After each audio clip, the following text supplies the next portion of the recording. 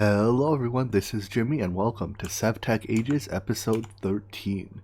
Before we really get started today, I think I owe you guys an apology. I don't know what possessed me to think that this was the best way to get water.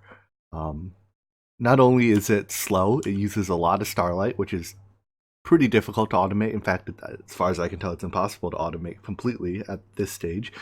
It's resource intensive. It's just all around a bad choice. And I think when I recorded that episode, it was like pretty late at night, and I was getting a little loopy. So yeah, I apologize for that. If you're planning on getting water in H3, don't do this. This is awful. Now, the ever shifting fountain and Neuromantic Prime is a good way to get other resources, but not water. So I decided I rebuilt it basically right after I stopped recording when I decided to turn my brain back on. So what this system here does, it still consumes some starlight. So let me go grab 8 buckets of it. And it relies on the interaction between starlight and regular water. In fact, we saw that a little bit while we were setting this up, right? When starlight and water are near each other in these containment chalices, they will produce ice. So when these two react, they spit off ice from time to time, and the ice just gets collected through the vacuum hopper, or whatever that is, the ender hopper, put in a chest, which feeds into a melter, which turns it into water. Now that water is extracted the same way as before, so the only change is we now no longer need this thing, and the input rate of liquid starlight is much lower. So this redstone contraption is just to detect when the chest is sufficiently full to turn off one of the chalices so that they stop reacting. Alright, so now that that's out of the way, let's check up on our farm real quick, see how things are doing. Looks like most of these are actually full by the looks of it. At least one of the slots is full. So the hemp isn't. Did it stop growing?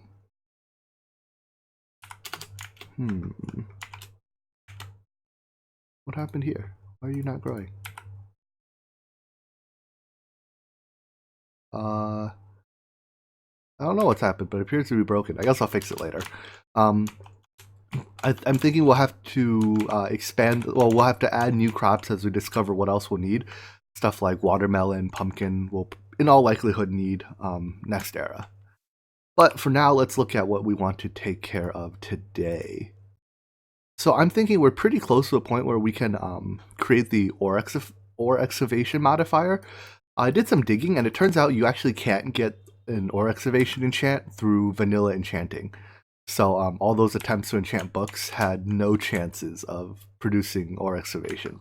So I'm not quite sure what I'll use this enchanting for then, because aside from that one enchantment, I don't know what else I'm after. So let's look at what it'll take to make this. Right, Octine and Simorite both come from the Betweenlands, but it only takes 1 ingot each, and I think we still have some of that. Oh dear, this chest is a disaster. Okay, maybe I have to go back to the Betweenlands and get a little bit more then. Either way, that's just a little bit of stuff. Right, now that we've made steel, that was what was holding us back before. Maystone, we have platinum and rock crystals. So let me grab the materials for this and see if we can start creating these excavate modifiers so we can vein mine with Tinker's tools. And here we have it, the excavate modifier. Now that we finally have this, gathering resources is going to be very easy. So I think when you put it on a Tinker's tool, if you put 25 modifiers on it, it gets the maximum level of excavate. So if I can find my tool forge. And we do this, yeah, 25 is the maximum level. And we can't put any more. So the other 25, I might make like a pickaxe or I don't know, some other tool to put for those. But I mean, it works just like regular ore excavator or vein miner, right? I don't think there's anything to see here. Let me go a little ways away from the base and just test it out. And then you just hit your excavate button. And it goes until you are out of food. Now, a neat trick is if you hold down both your excavate button and your right click button, your eat button, you can just keep mining. As soon as your food drops low, you eat again. Oh, I guess we broke the tool. Let's repair it. This is just a quick way to grind tool EXP out, right? Because if we get enough EXP on the tool, we get another modifier or something. I think we have one modifier left on this one. So this way, yeah, we just keep vein mining even when we run out of food. It just keeps going. Eventually it hits a limit. That is, how much you're allowed to. Oh no, I just broke the tool again. Never mind. So I'm thinking I might want to upgrade this tool to a better material now that we have access to better materials.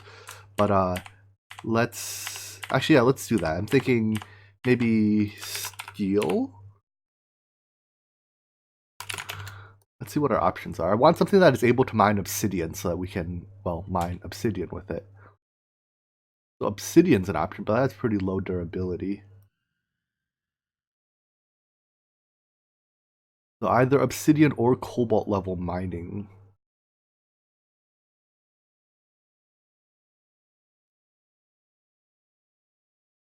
What about abyssinite? Does that have any bad effect? What does purify do? I'll have to look at that. I know corallium is not an option because the corallium plague is very, very bad. Even though it does have very high mining level.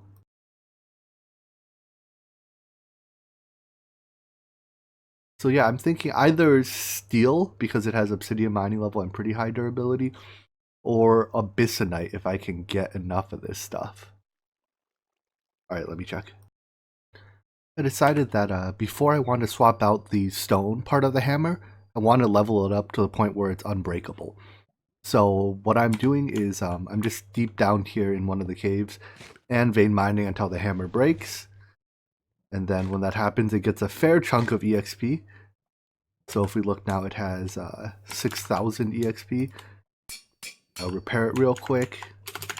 Go break it again. And when it's done, it should have, 8,000 EXP. And I'm just repeating. And if I can get, I think it'll take either 4 or 5 modifiers on it, depending on if I can find a way to get a couple unbreaking modifiers for free from something else. It now has over 7,000 EXP. So I'm going to do this a while to get it to the point where it is unbreakable. So through the power of eating probably about 10 sacks of steak, I now have reinforcement up to level 4 on our tool. So I'm thinking we can either replace the tough rod or the large plate with a paper modifier or a paper part to get the last modifier, because doing it through mining is going to take breaking 144,000 blocks, which is a lot of blocks. So let's see which we would rather replace. Oops, we can't do binding, right? Because this piece doesn't have a binding. We need the rod. I'm sure that paper binding will get used somewhere. So if we replace the rod, our durability goes to hell, but durability doesn't matter because we're going to make it unbreakable. We give up the EXP that we get for using it, but I mean, that's fine. We have 82 levels. We don't really need EXP. Let's do this, because I think if we replace the head, if we replace the stone head with the paper head, our mining speed drops from, what is this one? 2.5 to 2.1. That's not too bad either. But I mean, the durability doesn't matter at all. So let's do this, replace the rod, and then apply the last modifier. That makes it unbreakable. So now we have an obsidian level unbreakable hammer that has vein miner on it, so that we can clear out huge chunks of stone.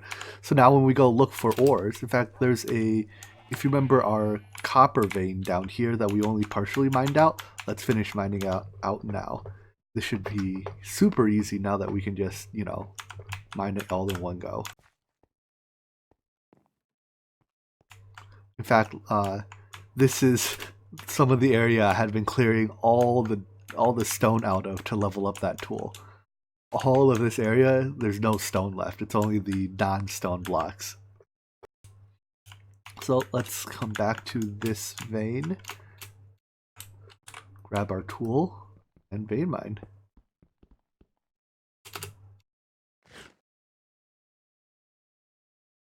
All right, there we have it. All that copper, that entire copper vein mined out in a second. So now resource collection is going to be super easy. The only challenge is finding the veins. Originally, I was planning on making a quarry type deal, but with how easy it is to mine with this hammer, I might put off making like a magical quarry for a little while longer. So that was a fun side project, but let's get back to some tech progression. So since we started generating RF yesterday, let's put more of it to use and start getting into Petrochem. So here we have to use the Immersive Engineering core drill sample to find some oil and then drill it up with the pump jack. And then we can process it into its various byproducts with the ultimate goal being plastics. So let's go make some of the components that we need to make the core drill sample and pump jack. Here's our core drill or core sample drill. What it does is while you're holding it, if you look around, you see those lines floating around. I'm pretty sure those are chunk borders. Indeed, they are. And the way it works is that each chunk may or may not have resources in it that are available to drill. Now, these resources aren't actually in the chunk. They're just, like virtual. So you can't actually go looking for them. The way you find them is you place the core sample drill somewhere in that chunk, anywhere, give it a little bit of power. I have basically a fully charged capacitor, and shift right click it. And then a couple seconds later, it'll spit out a little thing telling you whether there are fluids or minerals or both in the chunk. And you can extract minerals with an excavator and fluids with a pump jack, I believe. So conveniently, this chunk has oil in it, and that's actually exactly what we're after. So let's set this down. You can shift right click it in the world to place it just so you remember. And let's go check a couple more chunks just for curiosity. Since the only thing we really need for now is oil, it's actually quite fortunate that we got it in the first chunk we looked in. But let's just check a couple more for no particular reason. I'd be curious if I can find one with minerals. If it does contain a large vein of a useful mineral, something, I don't know, maybe platinum, I might build the excavator to look for it. So this chunk appears to have nothing in it, so that's useless. Let's do one more, and then I'll talk about how we can use that oil, or how we can harvest that oil. So while that's collecting, let's pull out our engineer's manual. To dig up oil, we have to build this machine, the pump jack. And it takes, looks like lots of steel. Most things in there are steel, but it doesn't look all that bad. So now that we've found the oil, we know where to build this machine. And that just means we have to build this machine within the chunk that has the oil. Let's see what this one has. Also nothing. Unlucky. Oh well. I'll probably check a couple more chunks just to see if I can find anything, useful in it, although there's nothing in particular I'm looking for. So over here, we'll build the pump jack, but let me gather the materials up and show you what it looks like. When it comes to building immersive engineering multi-blocks, there's a cute little trick that makes it easier than constantly, placing a layer of blocks and then consulting the book and placing a layer of blocks and consulting the book. If you craft a projector, which is pretty simple, none of this is complicated materials, and craft it with an engineering manual that's on the page of the thing you want to build. So like so. It doesn't consume either component, but it sets the projector to that multi-block. And then, while holding the projector, it displays a thing of it. And I believe you can rotate it somehow. Looks like middle click to rotate, shift middle click to mirror. So let's see, how do we want our oil processing to work? I think we want to pump the oil around here and then process it going that way. Well, let's have the output facing that way. And I think either side can be the output. So it's approximately centered in the chunk. I don't know. We didn't put it here. Anyways, once you lock down the in-world preview, then you just have to place blocks over the over the preview. And while you're holding a block, it even highlights all the places that block should go. So it's, I don't know, it's idiot proof, which is exactly what I need. So this here is the pump jack.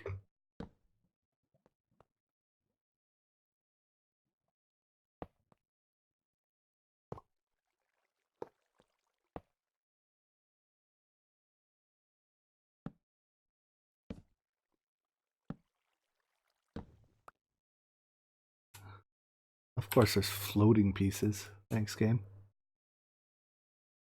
Can't tell if that's the block. I think that's the block.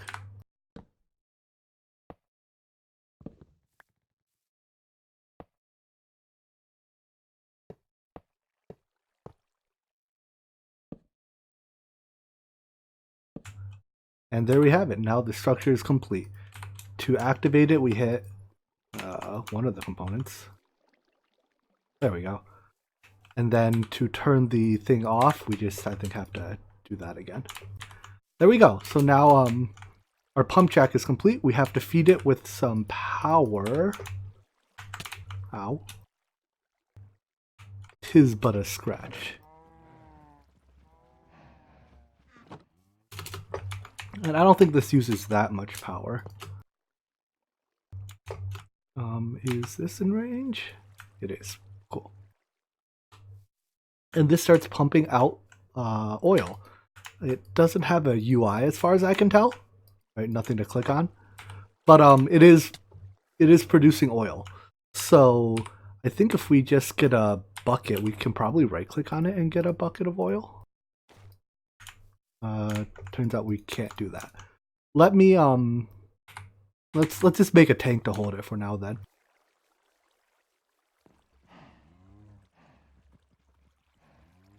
These Buildcraft tanks, they don't hold their fluid when they break. They have pretty low capacity. They're pretty bad all around, but we just don't have better fluid tanks for now. So there we have it. It is now pumping oil. It looks to be... Am I under... No, it's running at full speed, right? Let's see how much power it takes. Uses 1,000 a tick, which is actually more than we're producing, but it is the total throughput of our connector. So it sounds like we're going to have to upgrade from MV to HV soon so that we can transport more power. But it looks like it's pumping out oil now. Eventually our capacitors are all going to be drained and it's going to slow down, but let's grab a bucket to get our advancement. The next step is to distill the oil into naphtha and diesel in a immersive petroleum distillation tower. So let's see what all that entails. Let's see, distillation tower. Whoa, that is huge. All right, that is a lot of steel again, and a comfortable amount of iron. We should have all these components, or at least we should have enough raw materials to make all these components. So let me make it, and then we'll build that next. And now to build the distillation tower. Thank God for this preview, or I'd be opening the book to check what goes next every like 10 seconds. We need pipes and heavy engineering blocks.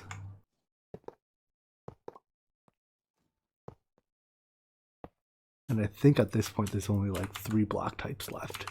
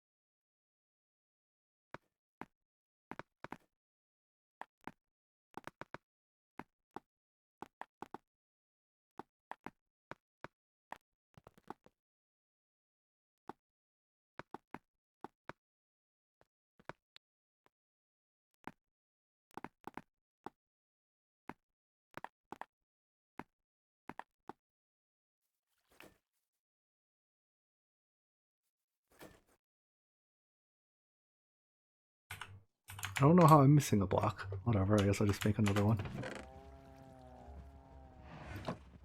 I'm sure it's laying on the ground somewhere and I'll run across it later on accident, but it's only some iron.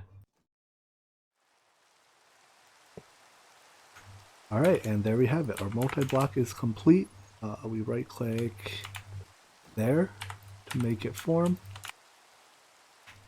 So, how do I want to get fluid from this tank into... You know, I thought the input would be facing that. And I'm definitely too lazy to tear this whole thing down to rebuild it. And the output's facing the right way. Alright, let's... This probably pushes fluids. Actually, it definitely pushes fluids. So let's use Immersive Engineering's fluid transport system to move the oil. So that's just a few more fluid pipes that don't quite have enough.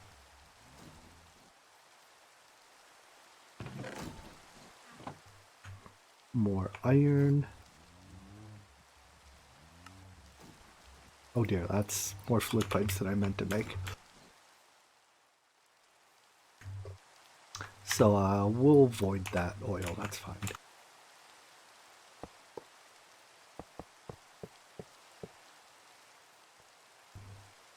So I don't think I need to do anything. Yeah, I can just leave it like this. I turn this machine off. If you apply a redstone signal to the redstone engineering block, it turns the machines on or off. So that should be pumping oil into here, which it is. Let's plug this machine in as well. Where is its power port? Over here, huh? Alright, looks like I have to run a bit of cabling. Get some scaffolding. Anyways, I'm gonna plug it in and then let's see how it works. So I just plugged this in and it is running. It is very quick. For one, it doesn't look like we're providing with enough power, but even then it's, you know, processing 100 millibucket, maybe like a bucket a second, maybe even more than that. And it processes it into diesel and naphtha. So both of those come out of this fluid pipe, and I don't think you get to choose which one comes out first, or maybe you get the bottom one first, like in Tinker's Construct. But there's no way to specify, like to say, hey, I want the diesel first. So what I'm thinking is using Immersive Engineering, they have like a fluid router or something. Let's see, what's it called? Yeah, a fluid router. And I believe this block you can use it to choose, you know, send like this fluid that way, that fluid the other way. So let's see if we can find it in the book. Simple machines, fluid router. So fluids input through any side will be redistributed based on how these 6 side filters are set up. So yeah, we can say we'll have, you know, everything come in one side and we'll have naphtha go out one side and diesel go out the other. Another byproduct of this distillation is this bitumen, but I don't think it makes anything. It makes the concrete, but as far as I can tell, concrete doesn't have a use. So I'll probably just put a voided drawer there and let it, you know, build up until it's full and then void the rest. Alright, so this is our first step of our oil processing. Oh, I found where that extra iron sheet metal went. I guess I accidentally placed it in the wrong spot. Alright, so now that we have this, let's see what is next. Once we can separate the two things, we have to make steam. And the options presented to us are boiler or solar tower. Let's just make sure there's nothing else. So it looks like solar tower probably just makes it with, well, solar, and boiler probably uses fuel or lava. Considering that I think for this purpose, solar is probably fast enough, let's just check to see how much resources the solar tower takes. As long as it doesn't take a ridiculous amount of resources, let's use that. I think I'm planning on using steam for power already, so I'd rather not have to build 2 boilers. Solar power not in there. Not in there. Solar tower. Yeah, it doesn't look too bad. So I'll gather the components for this. We'll build it here and do the next step in our oil processing. I was crafting the components for the solar boiler and I realized we were at the very end of our steel supply. So I figured now is as good a time as any to upgrade our blast furnace. Right now, or so far, I've just been hand feeding it, one stack of charcoal or coal coke and iron at a time. But let's turn into the automatable version and just start, automatically piping in. At the very least, batch crafting in more than, one stack increments. So if I put this here, first of all, you have to upgrade all your blocks to the reinforced version, which uses a little bit of steel. I've already upgraded our coke furnace, because I think that's the slower of the two blocks. And then you need to add a hopper.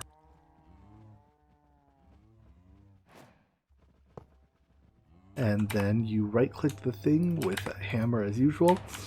And to speed it up, we can also use some preheaters to pump heated air into it. Ow. There we go. So plug those in as well. These use a tiny bit of energy. I think they're like 32 RF a tick each, so I mean technically they use energy, but it's not a meaningful amount. So let's see if this is any faster. Oh, this is noticeably faster. Unfortunately, it doesn't improve your fuel efficiency. So it still takes, I think it's like 4 pieces of charcoal to make 1 steel, or 2 pieces of coal coke. But it is far more, not fuel efficient, but time efficient, which is probably more important. So now let's, now that we have this version that can accept hopper input, let's hopper in the materials. So for now, I think I'll just batch feed it, because we're going to upgrade this into the next tier of furnace soon, the arc furnace. So when we switch to the arc furnace, we'll tear down this blast furnace. That's easy enough. We can just grab all the fuels from here, grab all the iron, throw it all in here, and whoops, that shouldn't have all these things in there.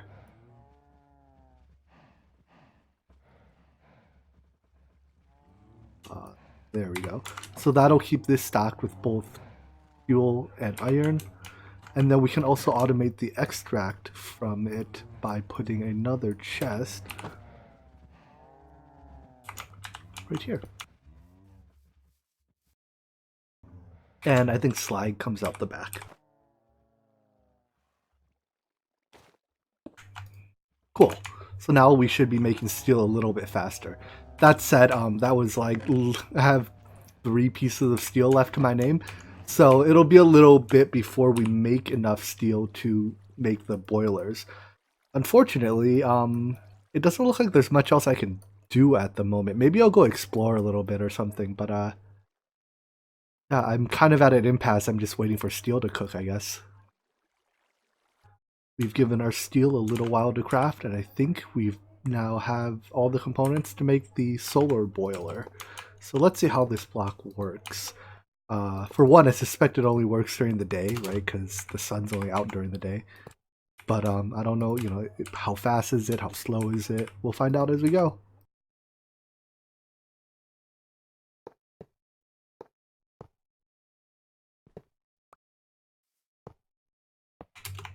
And the book said something about there being another multi-block that's used to like actually reflect the sun into this. I wasn't quite sure if it's required or not, so we're gonna try it without first, and if it either doesn't work or is too slow, then we'll add it. Looks like this is just... Wait, no it isn't, hold on.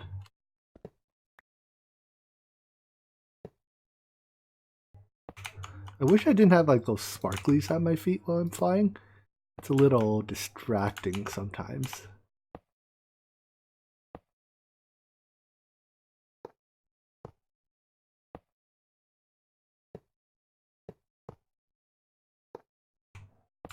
I do wish more mods that had like multi-blocks would have as good a in-world preview as Immersive Engineering does. Looking at you specifically, Modular Machines, with your non-rotatable previews.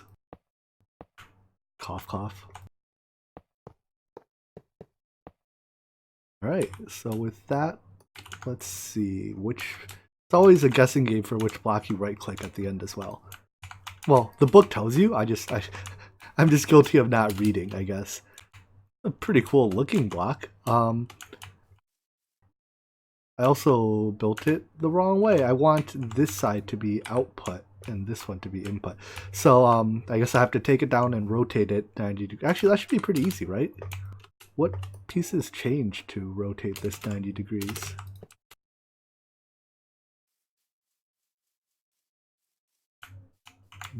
This block goes to here.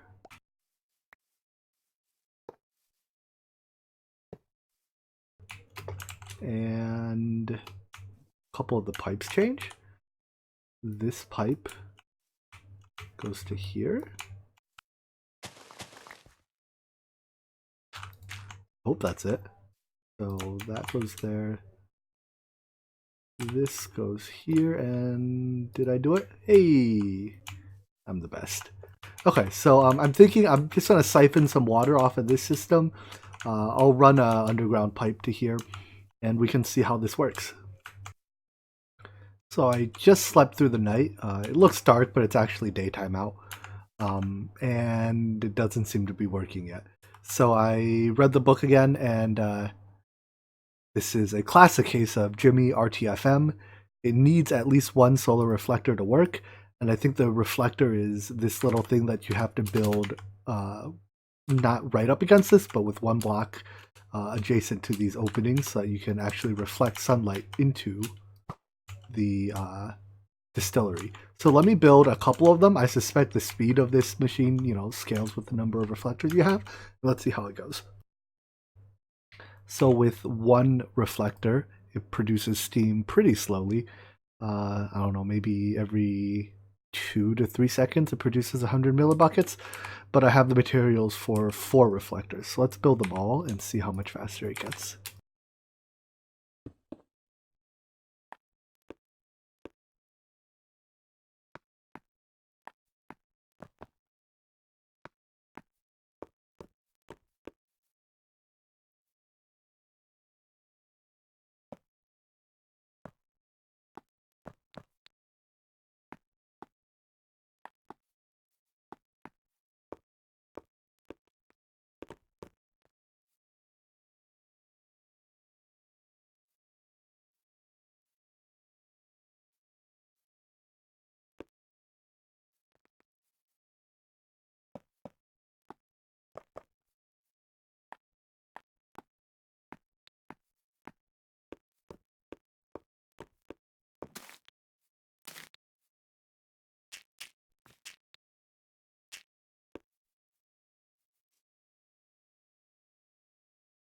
All right, so all 4 reflectors are shining on it now, and it seems to be going, well, I suppose about 4 times as fast.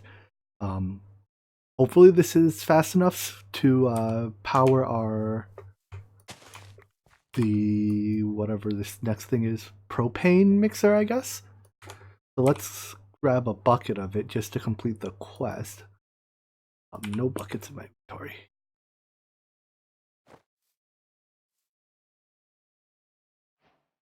There we go. So the next thing we have to do is mix the steam coming out of here, which will come out through this port, with this is naphtha in this tank to make, what does it make? Propane. Okay, so that'll take another machine. All that's left to finish out age 3 is to process our naphtha, first into propane with the steam that we're making, and then into plastic, and then into plastic sheets, which open up industrial foregoing, as well as the age 4, which will have lots of other industrial options in it.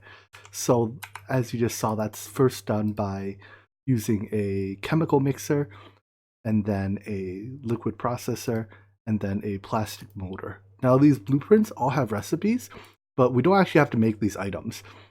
If you just left click the item in JEI, you can pull up the preview, which tells you all the items that are in it, which is the same as having the item itself. So we're not going to bother making the actual blueprints. So to that end, I've already gathered up the components for all 3 machines, and it's just a matter of setting them up. Now, the mod Modular Machinery does have an in-world preview feature that helps with setting these up, but as I mentioned earlier, it's not rotatable. So we can like put it here, but if we don't like the way it's facing, we can't really change it. So give me a second to plan out where I want to put these and at least put their bases down. I laid out the bottom layer of all 3 machines, which incidentally happens to be the same.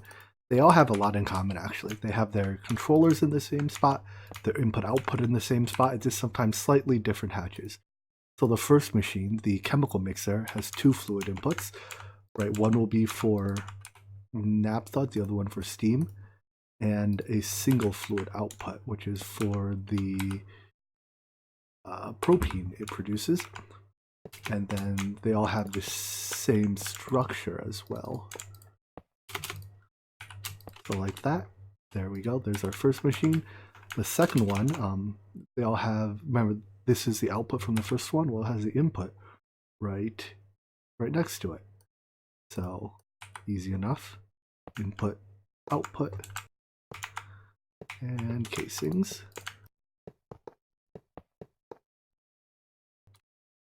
Am I short of casing? Something doesn't seem right. I guess we'll find out. And then the last machine, same concept. Input on the right side, output on the left side.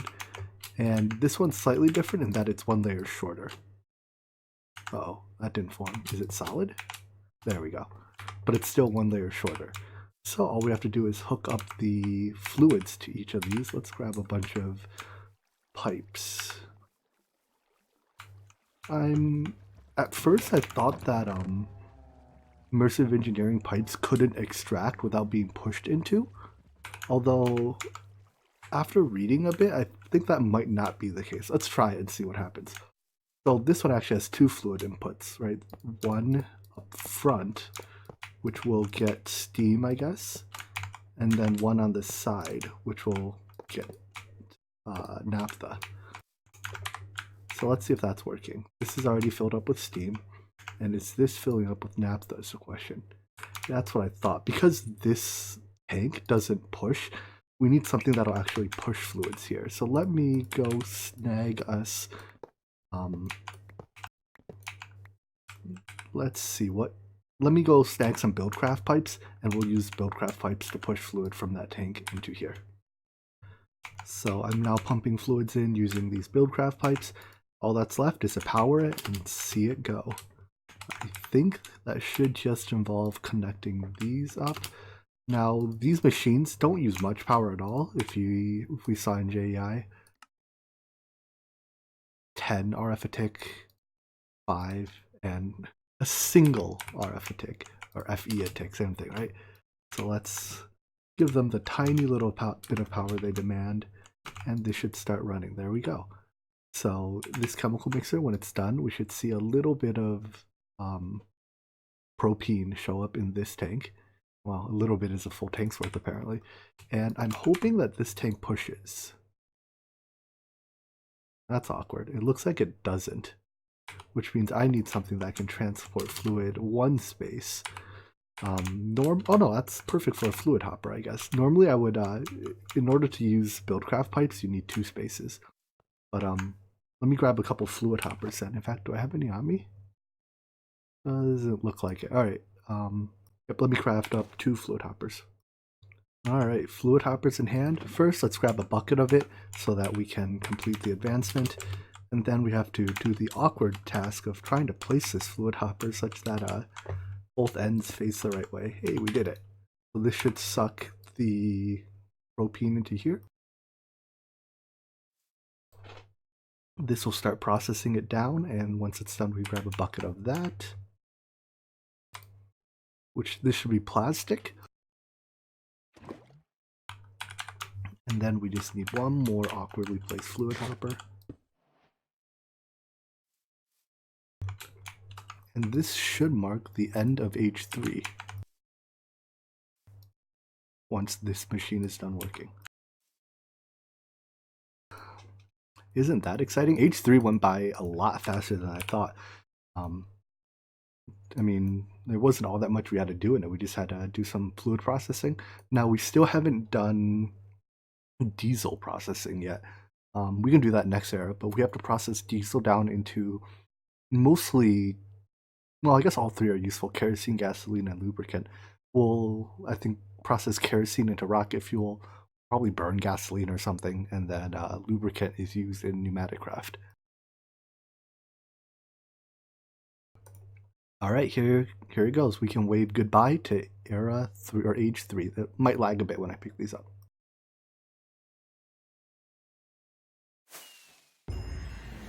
Perfect. And now we are in age 4. So let's take a quick look at the age 4 advancements. First of all, we end age 4 by going to the moon. That's pretty exciting. But what are the key highlights of age 4? Let's see. Going to the end. So that'll give us much easier access to ender pearls and whatever we kill the dragon. Manulin, which is a great tool material. Very excitingly, we get applied energistics. So we don't quite get, well, we get applied energistics or refined storage. Personally, I prefer applied energistics, so that's what we're going to use. But we don't get auto crafting yet. We just get its storage capabilities. But hey, that beats having to run around between chests, right? Cooking with blockheads makes cooking easier. Galacticraft is our planets mod in this pack. So we, end age 4 by going to the moon. And we have to, well, we get to convert power between different mods. I don't know. There's no IC2, is there? No, this is industrial foregoing. I don't know what other mod has a power system that we have to convert into. But I'm sure we'll figure it out when we get there then. Yeah, it doesn't say. And then lastly, there is pneumatic craft, which is a pretty cool mod based around using air pressure to do things. All right, so now that we're in H4, let's wrap up this episode here. We'll come back tomorrow and take a deeper look at some of these H4 goodies. I'll also post the end of H3 or beginning of H4 world download in the description for this video. So I hope you enjoyed this episode, and I hope to see you in the next one. Take care. Bye-bye.